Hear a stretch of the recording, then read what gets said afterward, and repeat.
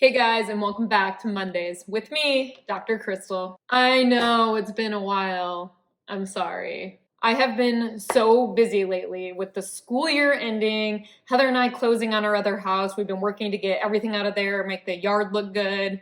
And so it's just been kind of a crazy time. But now it's summer, things are settling down a little bit. I am ready to get back to bringing you guys some videos. If you have anything you're hoping to see this summer, let me know. Leave it in the comments below. All right, let's get right down to it. It has been a long time since I've done a reaction video, and I get requests for them all the time. So today, I'm gonna react to an episode of Scrubs. Let's go.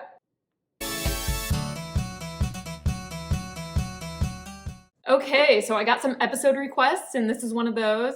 This is season 5, episode 12, My Cabbage. He's had a few beers. He sometimes forgets which bedroom is hers. I'm here, lover. Tender. In my defense, Keith's a decent kisser, and anyone waking up that way would let out a pleasure moan. Same thing happened to me and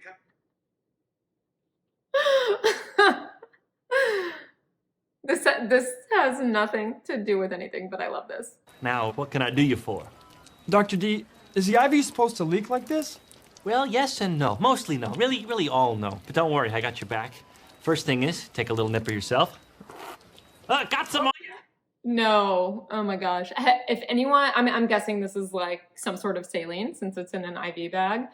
If you've ever tasted saline, it does not just taste like water. It tastes super salty because it's made to mimic the inside of your body. And so, yeah, it does not taste very good. When I was in residency, it's possible that I may have coerced the med students into trying the saline flushes. But to be fair, I tried them myself too, so, hey. Once the surgery, just call me on my celly. Cool, what's your number? You have my number. I don't, I change phones. Flip phone throwback. I had a phone just like that when I was a freshman in high school. I don't know what year this is. Feeling nostalgic about this one.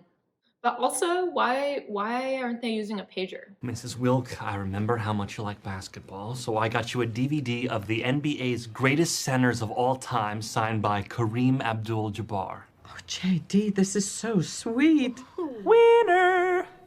My gift is in the same vein. Oh, is it, Keith? Mr. Abdul-Jabbar is on my dad's flag football team. Okay, honestly, I try to repress the days where I used to have to spend 12 to 30 hours in the hospital, but I do remember that sometimes you would just have a patient on service that you absolutely love. You love these patients, so it's a little bit sad when they leave, but obviously we want everybody to get better and go home, and so it's always really exciting. But I don't remember us ever giving patients any presents when they leave. I feel like that would maybe be a little bit inappropriate because you're not giving a present to every patient when they leave. So I don't know how realistic this is. Yeah, I don't know, maybe just a little inappropriate. I'm no Superman. And do you know how quickly infection spreads in a hospital? Your breath. That doesn't make sense. Don't care. Look, infection can start with a simple sneeze. And then a handshake. Perhaps an accidental collision. Then a simple touch on the shoulder. Wow, have we learned a lot about this in the past year. Infections can spread from person to person so easily. How easily depends on the type of infection. Obviously, with COVID, we learned that the transmission rate is super high. Other things are a little bit less transmissible. Some things are spread by respiratory droplets. Some things are spread by direct touch. Just depends. I realize you'd like to be at your grandmother's funeral on Saturday. Heck, we all would. But you can't just take a day off whenever you feel like it. Oh, JD is killing me with this. I feel like this is such toxic culture in medicine where you can't have a day off when you need it. Especially during training, it's very hard to take time off. Now, in my experience, I've never seen somebody be denied going to a funeral, but especially in training, I've seen a lot of people miss weddings, family vacations, new babies, things like that. And it's just unfortunately part of medical training, missing some of those big moments and really dedicating a solid 10 years to your training, sometimes more. The biggest thing I had to miss was probably Christmas with my family, but just because it's a holiday, people don't stop getting sick. Someone has to be in the hospital to take care of them, and that means people have to work. I mean, let's face facts. You are their teacher. How competent can they be? Actually, just this morning, one of them had trouble with an IV. Yesterday, one of them made a diagnosis off a backwards x-ray. And last week, one of them made a patient septic when he confused a suppository with a Mike and Ike. Stellar group there, newbie. Let the torturing commence. To be fair, these guys are interns they're talking about. So, I mean, you get a lot of experience in med school, but nothing is the same as starting and actually having patients under your care that you're making the decisions for. Honestly, intern year, I probably didn't know how to start an IV. Now, if an intern put a Mike and Ike up somebody's butt, then that's a problem. Interns gather. The next person who screws up is going to be suspended for 2 weeks.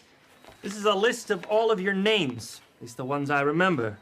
At the end of each day, I will either write a smiley face or a sad face next to your name. One sad face and you are gonzo. And I want to warn you, I write my sad faces pretty darn sad. Allow me to... This is hazing, I tell you. Honestly, during my intern year, everyone was super nice. So I think I got lucky. Like even in my off-service rotations, ER, and the ICU, I was always treated with kindness and people were always willing to teach. Unfortunately, that's really not the case for everybody. Some people end up in toxic situations. I think that those situations are becoming more few and far between, but I definitely know it still happens. I've heard horror stories. Yes.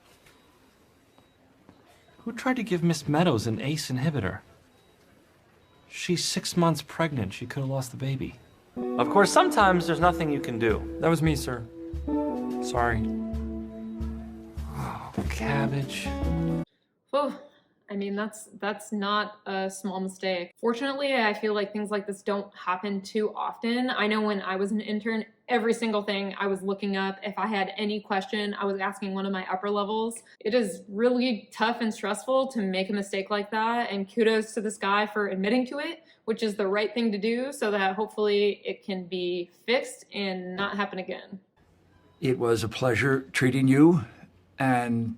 I know how hard it is for you to say something nice, so you can go. Thanks.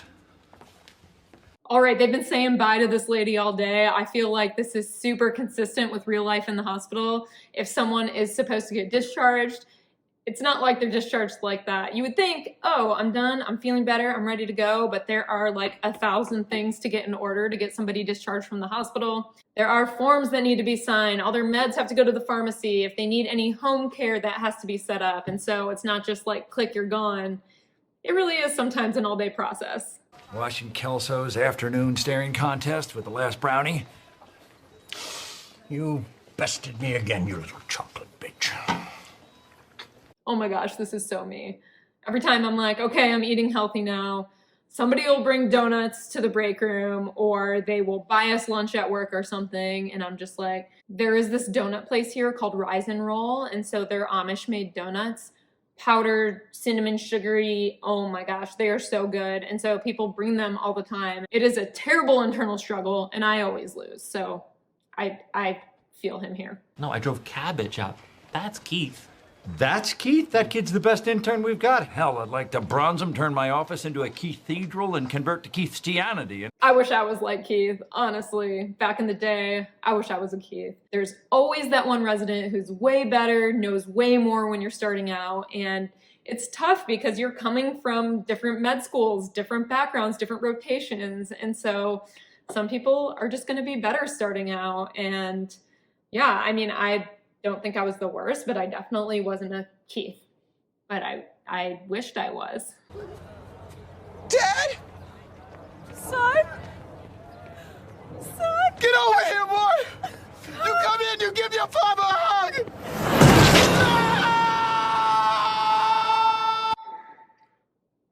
That's Regina George vibes.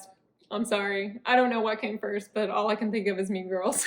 Patricia, it's been a real pleasure having you here at Sacred Heart. And I certainly hope the next time you fall ill, you'll remember us. I'm not implying that you'll get ill. It's just that you're old and chances are good. Stop talking, Robert. It's all right. I know what you meant. Foot in mouth. When my patients leave clinic, I usually say, I hope I don't see you soon. Because if I'm seeing them again, that means something's wrong. You accidentally drummed your friend out of here because you were trying to 86 the Dude Meister, eh? That nickname will never stick. It's too long. Listen carefully, newbie. Things happen for a reason. Do me a favor and think back on all those mistakes that your interns made and tell me this. Who made them? Hey, Dr. D, is the IV supposed to leak like this?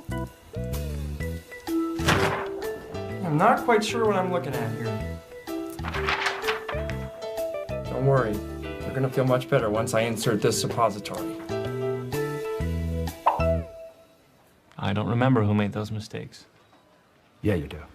That's tough. I mean, we're all human. We all make mistakes. You want to be able to give someone chances, but there's only so many you can get when you are in charge of someone's health, especially when he's making mistakes that could be life-threatening. If someone is continually making mistakes and putting someone's health at risk, someone's life at risk, there's got to be a limit. That dude's got to go. Gotta go. Hey, Jason, we need to talk. Look, you're not progressing as fast as the other interns, and you've been making a lot of mistakes lately.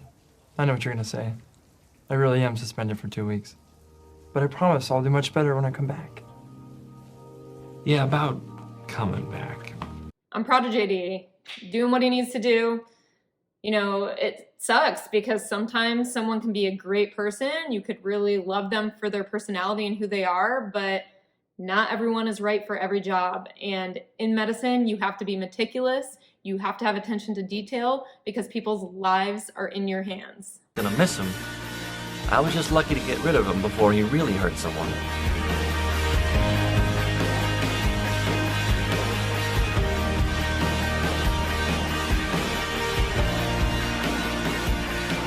No! You've always been really nice to me. I just wanted to say thanks. And No! goodbye. Goodbye, young man.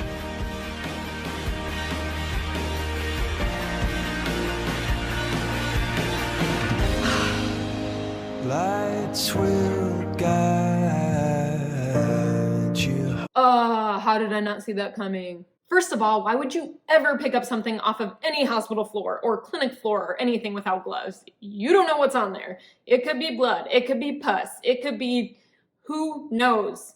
It could be poop. Also, this is why we clean our hands when we walk into any room.